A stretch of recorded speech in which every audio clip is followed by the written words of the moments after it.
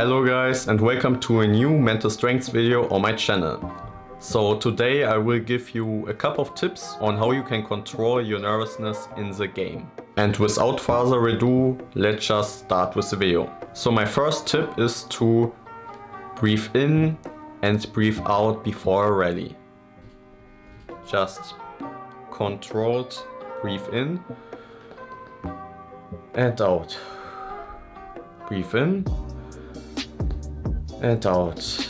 Now this might sound silly, but actually this helped me a lot.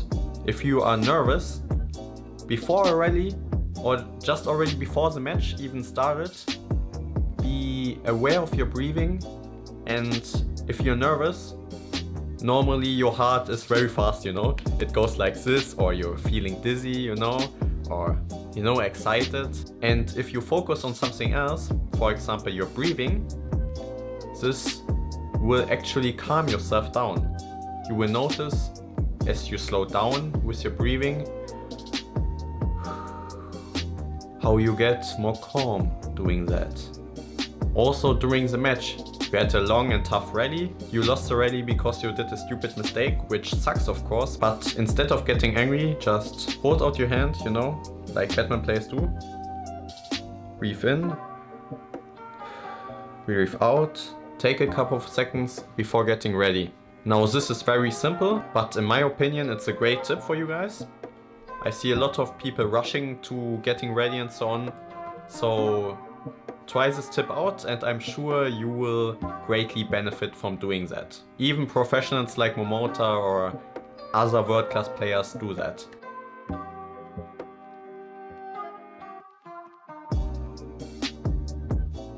It's a really normal thing to hold out your hand, take your time, be wary of your breathing. You see a lot of players do that. This also helps you to keep your focus or improve your focus during the game, because you can just focus on your breathing and then get ready. Now my second tip is develop a ritual you do before each game. Now you might be wondering, a ritual? What the hell does he mean by that? Well, to explain that, I'm just gonna give you some examples of top world-class badminton players who have a ritual they do before each game.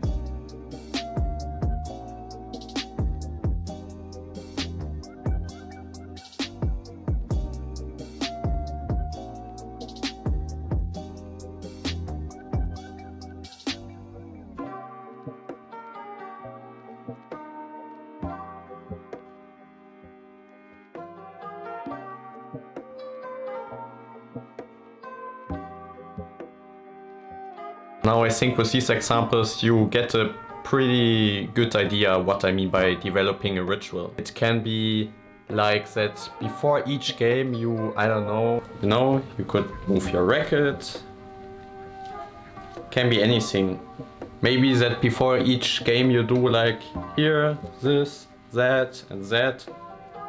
You know, a ritual can be literally be anything. It's just very important that you do it before each game, before each practice game, before each competition, that you feel comfortable doing that before each game. That gets you ready, that gets you moving. The reason why it's important to do that before each game is that you feel comfortable and normal doing that. Also, I want that ritual to become your habit, because habits feel comfortable and nice. So when you do an old habit you have been doing for a long time, before each game, even if you're nervous, doing that habit will automatically calm you down. Because, you know, if you do it in practice, you aren't nervous, right, with your training partner, playing against them. But now on competition, you're probably nervous. But since you did this ritual also in training, where you weren't nervous, as you do the ritual, your brain automatically remembers that feeling that you weren't nervous back then. You get this old feeling like, oh, it's just a game, just like always. I'm getting ready, you know? I'm doing my ritual, moving to side, doing some shadow movements, whatever, doing something with your racket. I don't care, or always refirming your shoes, you know? This feeling of doing something you used to do just gives you the impression that it's just a normal game, nothing special. It doesn't matter if it's the Olympic champion on the other side.